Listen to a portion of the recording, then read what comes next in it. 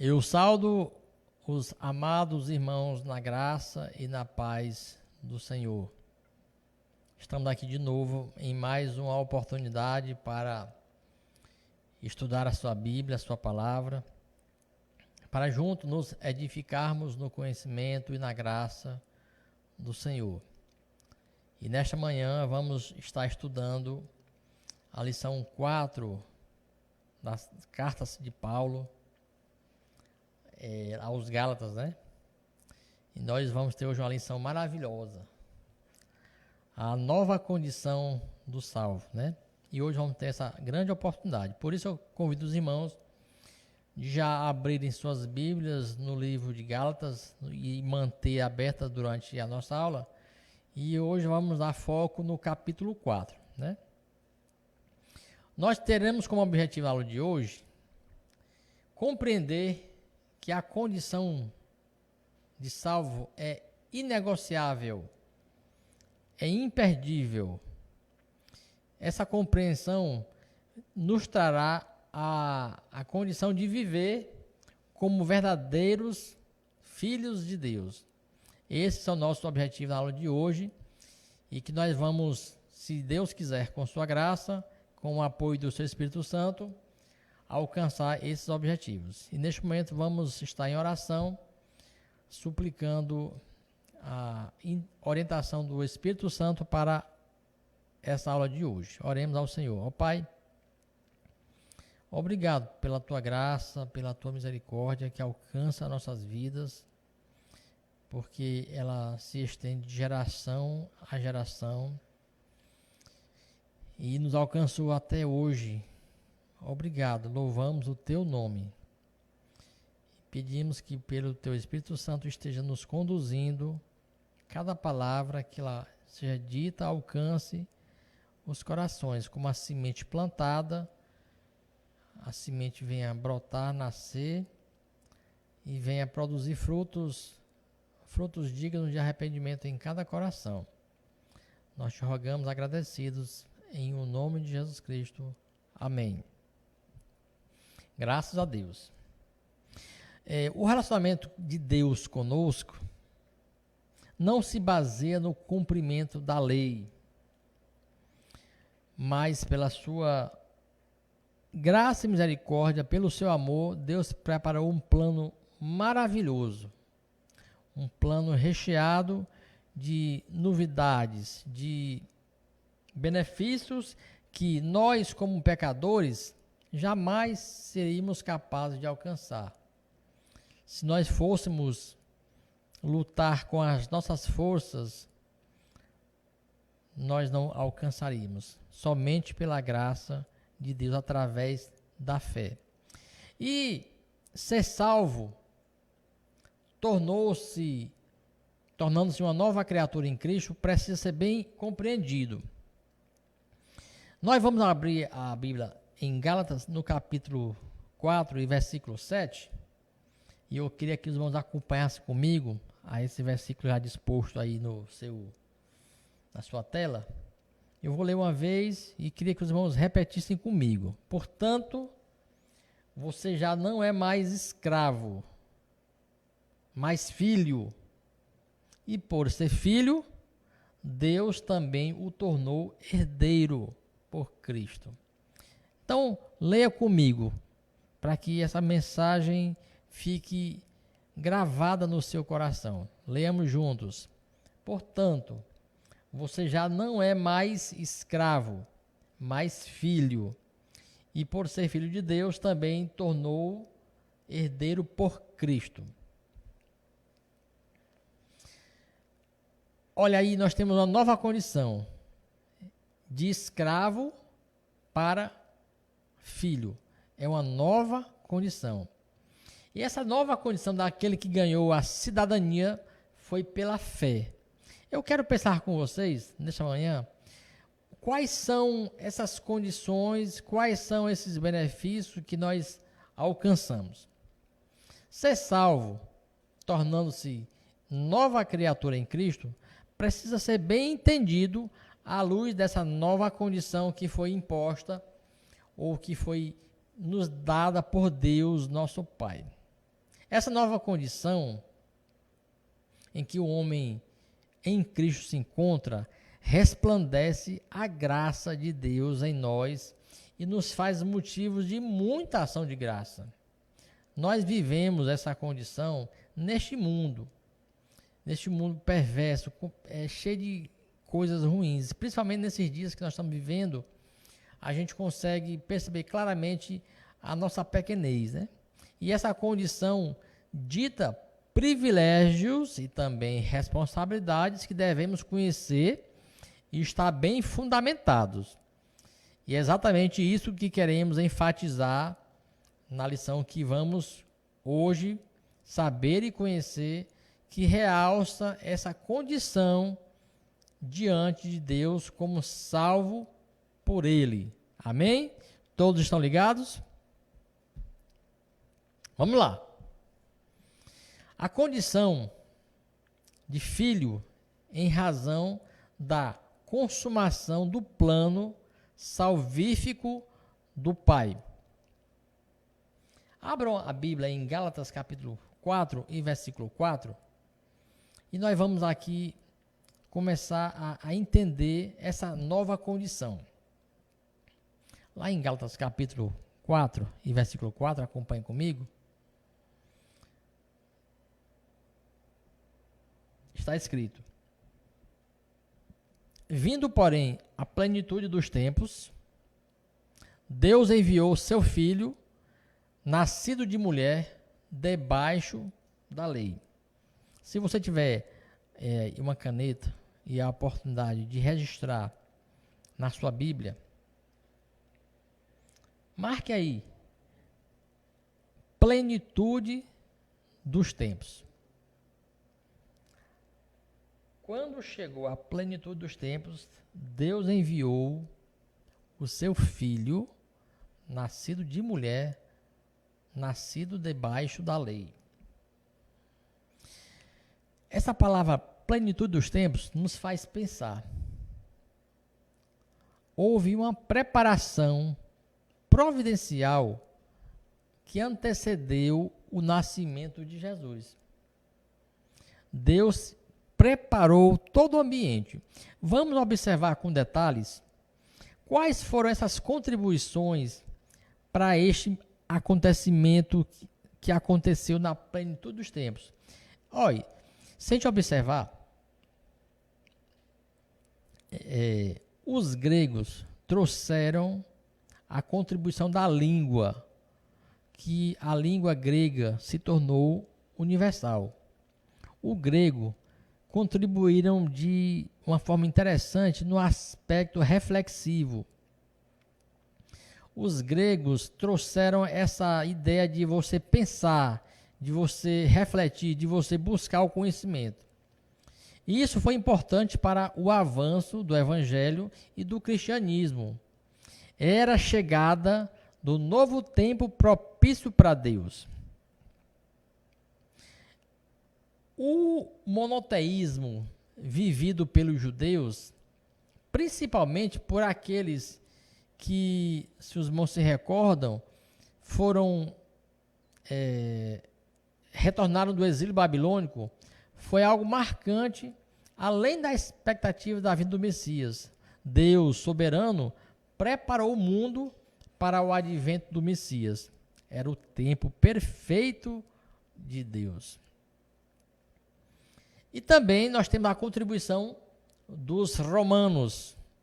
Os romanos, em suas conquistas, construíram boas estradas ligadas às cidades. Quem já não lembra daquela frase? Quem tem boca, vai a Roma, não é? Porque os romanos construíram estradas que ligavam a todos os lugares. O romano estava em expansão e aí construíram várias estradas. Era o tempo apropriado para a chegada do Messias. Então, vocês podem perceber, eu fiquei maravilhado quando estava estudando essa lição, preparando para vocês. Eu fiquei assim maravilhado como Deus orquestra de maneira maravilhosa a preparação da história para que o pecado não tivesse poder condenatório em nossas vidas. A salvação, o plano de salvação estava chegando exatamente no momento que era para ser consumado. Deus preparou imensamente para nos colocar na condição de filhos, adotando-nos em Jesus Cristo.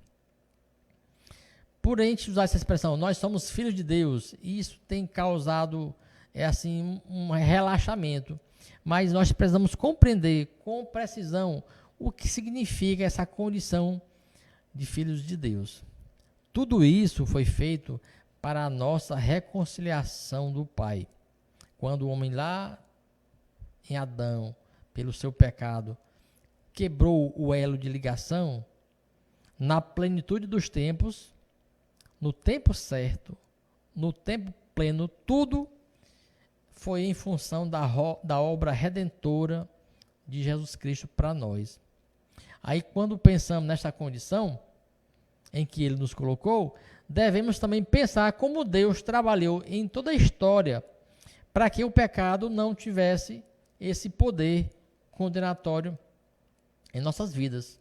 E aí, nós podemos dizer que encontramos a filosofia de Paulo aqui. Deus é o dono, Deus é o Senhor da história. Não determina, mas Ele dirige a história e pode intervir nela.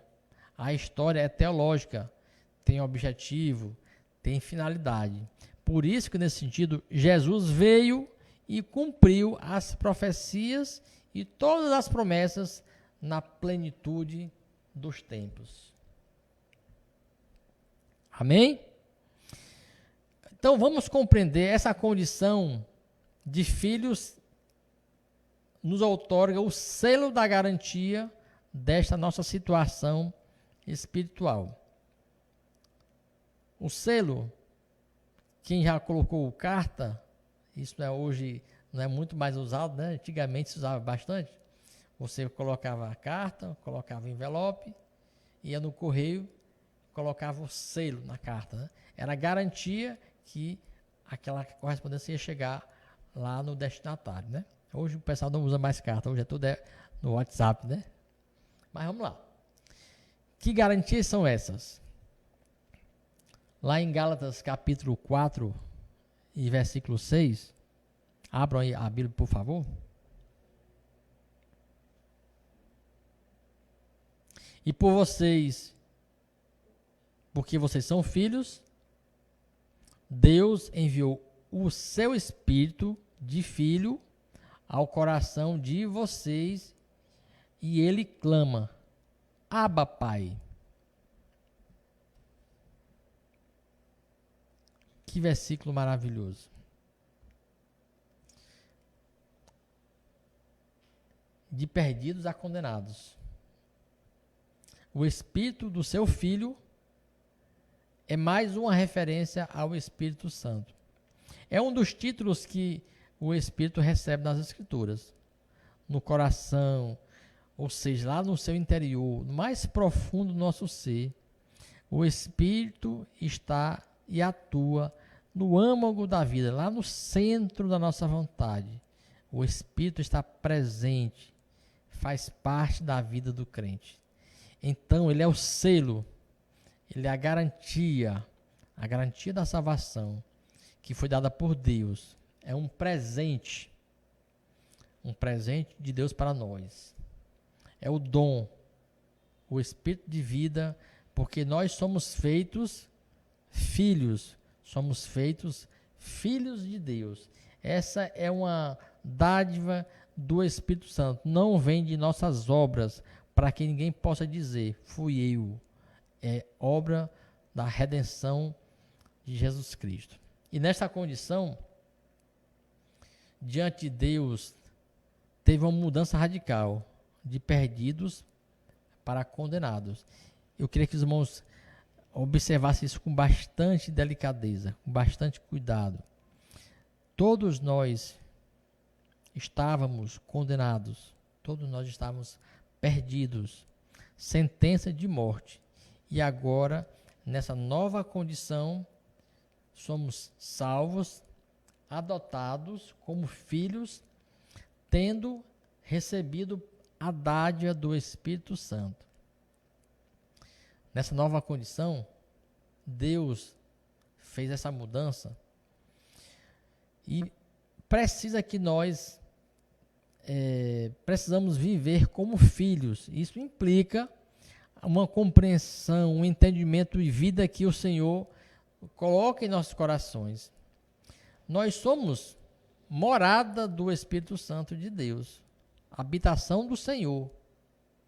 A presença milagrosa do Espírito Santo em nossos corações, no homem interior, que foi dado como selo, como garantia da nossa salvação em Cristo, é que nos conduz ao clamor fervente, reverente e dependente, dizendo a Deus: Abba, Pai.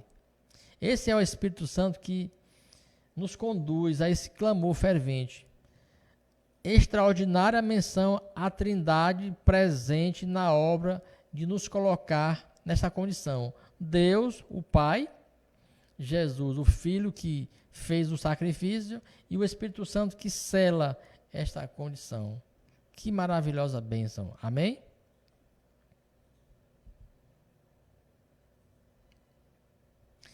Essa condição de filhos nos dá o entendimento que somos herdeiros. Abra em Gálatas capítulo 1 e vamos 4, aliás, Gálatas 4, e vamos ler o versículo 1 e o versículo 7. Abra aí, por favor.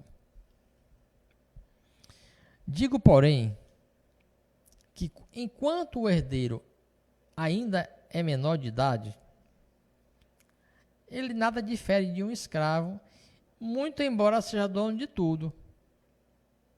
Mas vocês já não são mais escravos, mas são filhos. E por serem filhos de Deus, também Deus o tornou herdeiro. Que texto maravilhoso. Você já teve a oportunidade de receber herança? Claro que não, o seu pai não morreu, exceto se o pai de vocês tivesse morrido, né?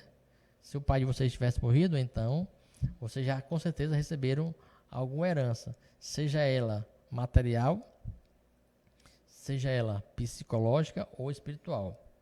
Mas eu quero aqui destacar um pouquinho sobre a herança. Herança pode ser entendida como sendo aquilo que nos é transmitido pela hereditariedade, ou não. É aquilo que recebemos sem que nós não tenhamos nenhum tipo de participação na sua posse. Normalmente, herança é entendida ou vista como algo material.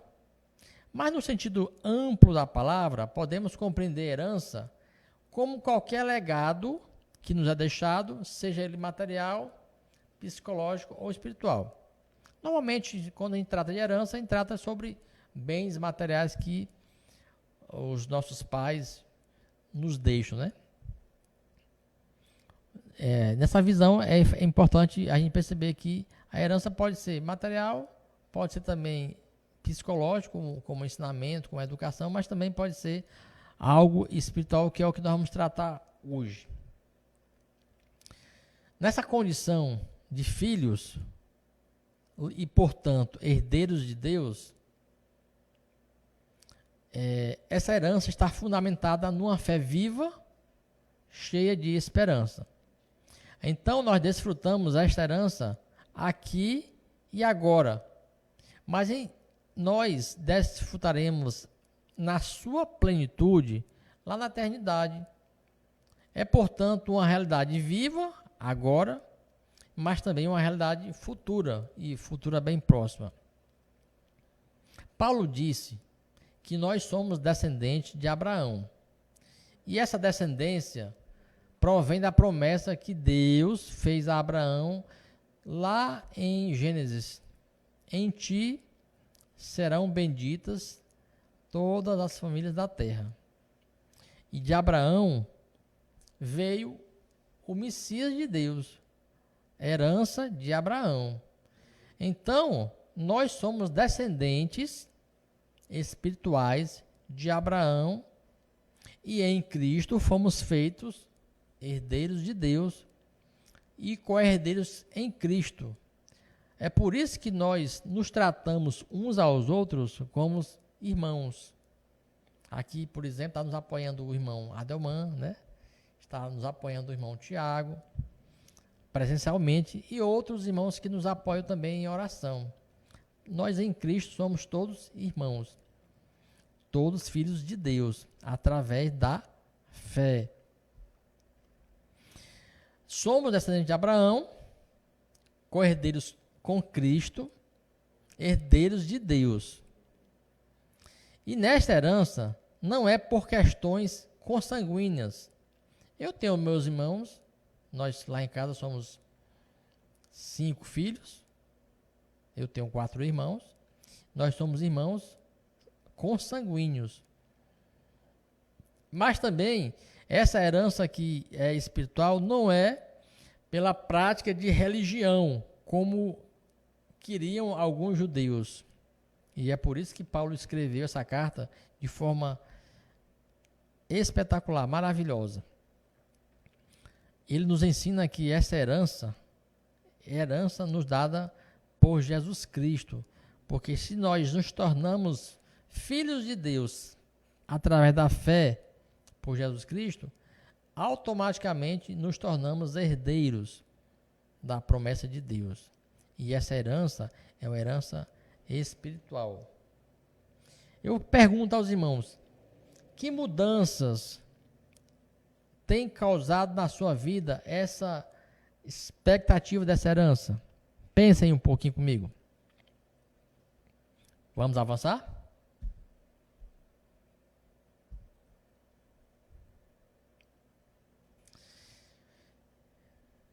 Vocês estão compreendendo essa condição de filho que eu estou ensinando aqui para vocês? Que o apóstolo Paulo, na sua inspiração por Deus, conseguiu de forma maravilhosa colocar esses textos para que possamos ser edificados em Deus. Essa condição de filho promove um relacionamento com Deus e conhecê-lo mais. Gálatas capítulo 4, versículo 8 e 9.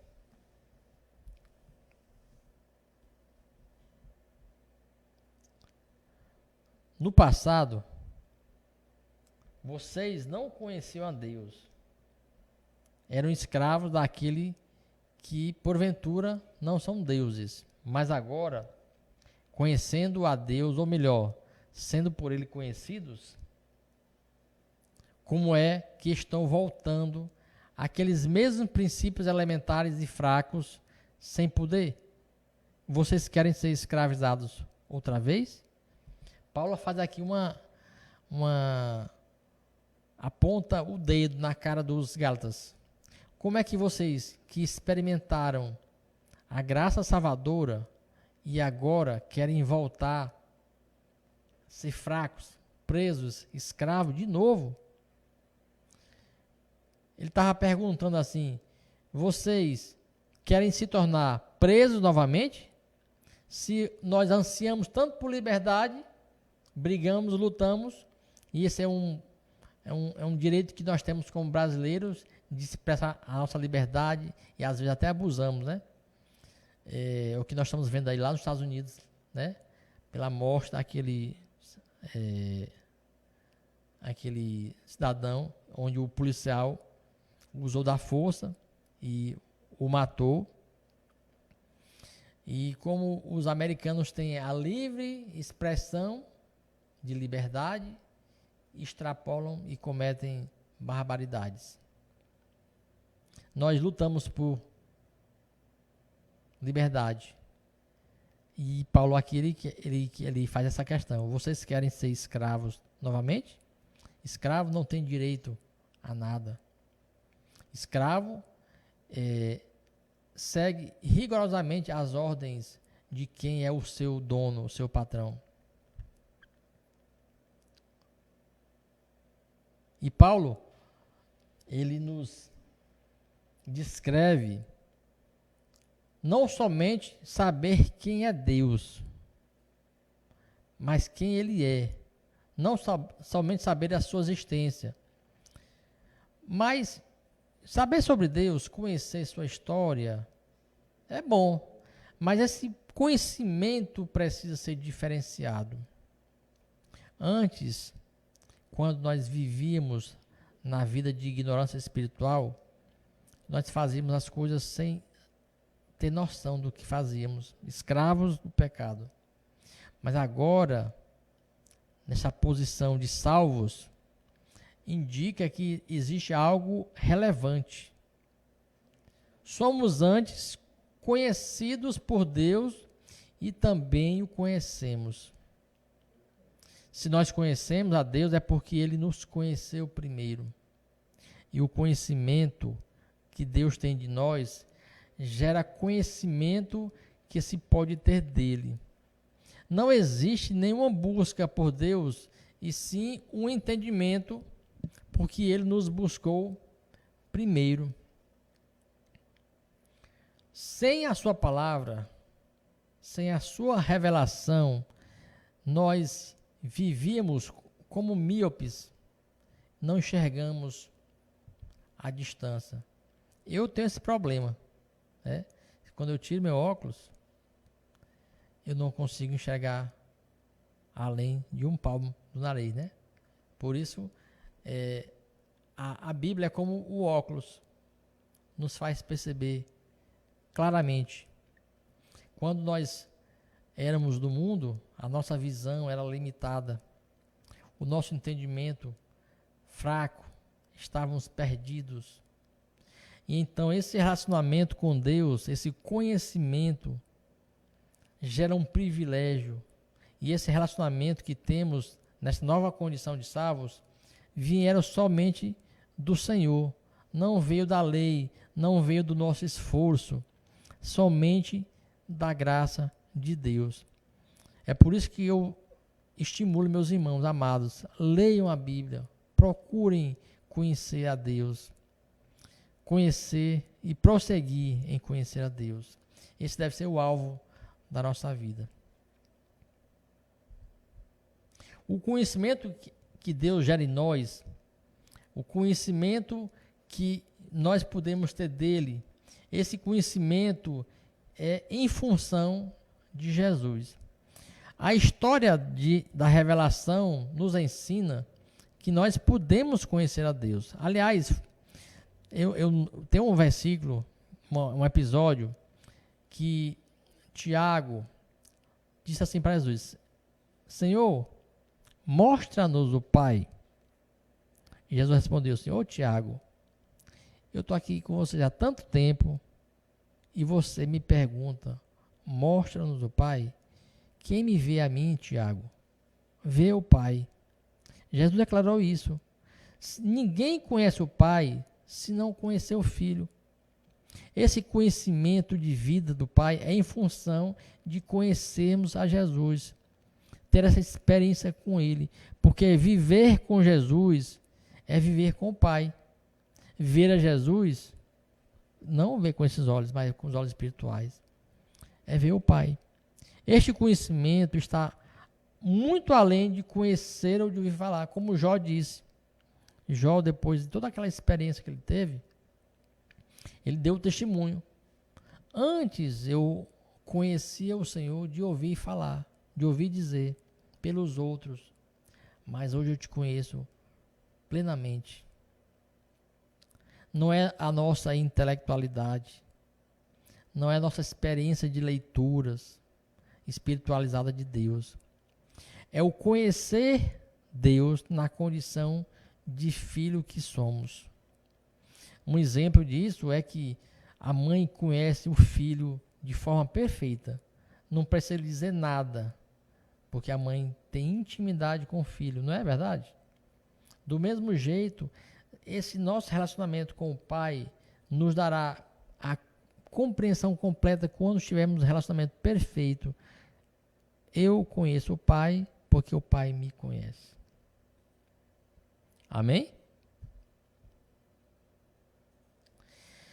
A condição de filho é resultado do cumprimento inequívoco da promessa. Gálatas capítulo 4, versículo 22. Abra aí.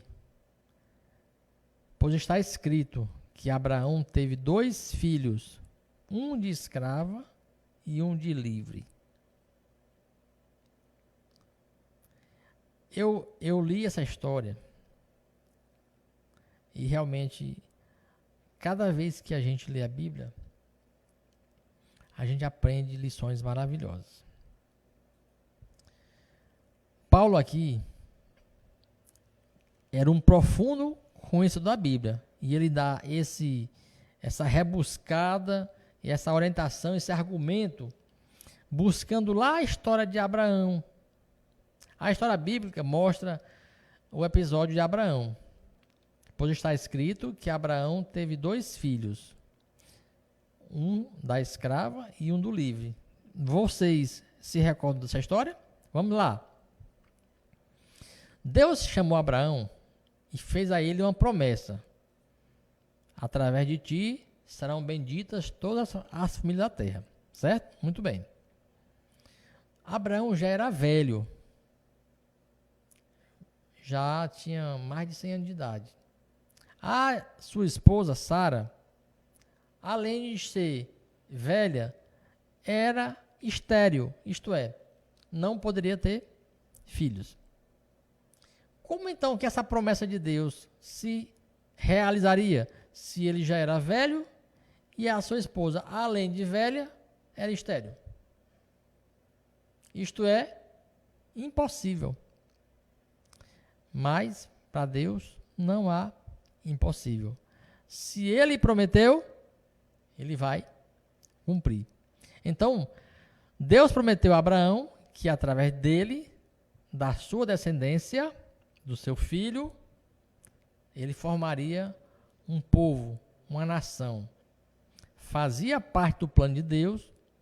O programa do Deus Todo-Poderoso era formar um povo. Deste povo viria o Salvador. A promessa era para Abraão. Entretanto, nós, como seres humanos, de vez em quando, nos precipitamos e quis dar aquele jeitinho, quis ajudar no que não precisava. Quis antecipar o que Deus havia prometido. Deus prometeu que Abraão teria um filho com sua esposa. Neste momento da história, vem a providência humana, que é muitas vezes perigosa e às vezes traz consequências imensuráveis. Vocês sabem, né? Abraão viu o tempo passar, Deus prometeu, passou 1 ano, 2 anos, 10 anos. Aí Abraão pensou, se ele prometeu, ele está esperando por uma ação minha. Abraão pegou Agar, que era a sua escrava, e com ela teve um filho. Nasce Ismael. Mas não era exatamente isso que Deus queria. Mas foi o que Abraão fez. Foi um lapso de fé de Abraão. Logo depois, Abraão teve o filho da promessa com Sara, a sua esposa, né? A esposa oficial, né? A esposa. Isaac foi o nome dele. Isaac, o filho da promessa. 2 descendentes. O descendente da escrava e o descendente da mãe efetiva, livre. Eu pergunto a vocês, a quem pertenceria a herança de Abraão? Lógico, do filho livre, nunca do escravo. Essa história me fez pensar um pouco, essa metáfora, essa alegoria, para mostrar a posição do crente fundamentado na promessa de Deus. Apesar dos atropelos humanos, da confusão que Abraão quis criar, a promessa de Deus não ficou inválida. Deus não deixou que o jeitinho brasileiro, o jeitinho humano, atrapalhasse ou invalidasse a consolidação da promessa de Deus. E Deus cumpriu integralmente, com clareza, o que havia prometido. Amém? A promessa e a herança é para quem é filho, não é para quem é escravo. Neste contexto, eu quero dizer para os irmãos, a condição de salvo é inegociável, ela é imperdível. Se você se tornou filho de Deus pela fé em Jesus Cristo, nem anjo do céu, nem nada pode mudar a nossa condição de salvo como filhos de Deus em Jesus Cristo. Herança da promessa. E os Gálatas precisavam ouvir isso. Era o momento de refletir. Viviam numa situação e não podiam dar um passo para trás. A nossa vida cristã é para avançar. Não poderiam buscar o que havia no passado, por melhor que a lei fosse. Nós vimos isso na aula passada. Agora é a vez da graça, é a vez da promessa, é a vez de nós recebermos a herança nessa condição de salvo. Amém? Eu quero fazer agora umas perguntas.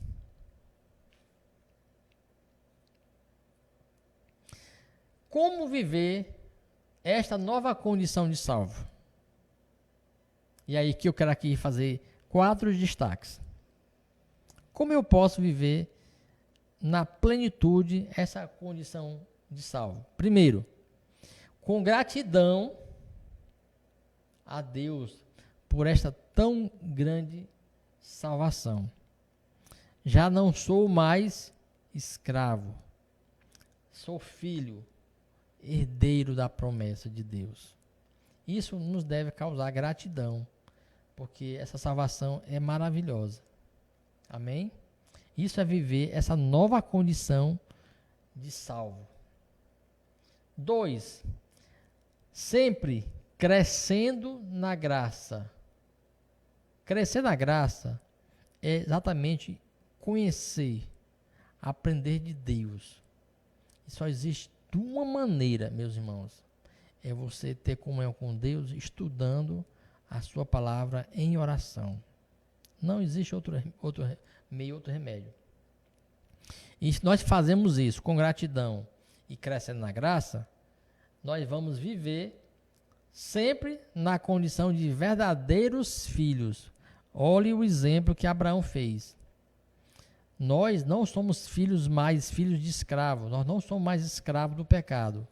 Embora o pecado tenha todo o tempo querendo nos tirar da condição, nos levando a pecar, a cair, mas Deus nos levanta.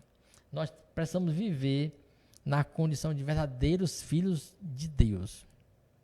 E aí, com gratidão, crescendo na graça e vivendo como filhos de Deus, faremos o compartilhamento dessa mensagem de evangelho com outras pessoas. Porque essa herança, esse privilégio, não é só nosso, é de todo aquele que crê. Amém? Glória a Deus. Vamos ouvir a música para a nossa reflexão e ao final vamos orar para que essa mensagem fique gravada em nossos corações. O autor da vida.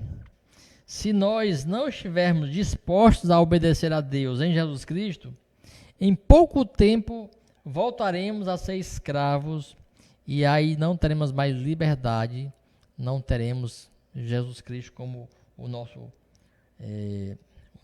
libertador. Se quisermos viver em liberdade, devemos ter a condição de filhos. E eu quero aqui passar um desafio para os irmãos. Vivendo a nova condição de salvo diante de Deus. Faça uma reflexão e escreva sobre meus privilégios e responsabilidades de ser salvo em Cristo. Faça isso em casa e publique em nossas redes sociais. Compartilhe conosco, né? Faça essa reflexão. Vou repetir. Quais são os meus privilégios e as minhas responsabilidades em ser salvo em Cristo Jesus? Você vai ver que você vai aprender muito mais com essa maravilhosa lição que aprendemos hoje. Amém? Ó Deus, obrigado porque o Senhor nos deu a oportunidade de te conhecer e de estudar a tua palavra juntos. Abençoe nossos irmãos e aplique essa lição em nossos corações. Nós te rogamos em nome de Jesus.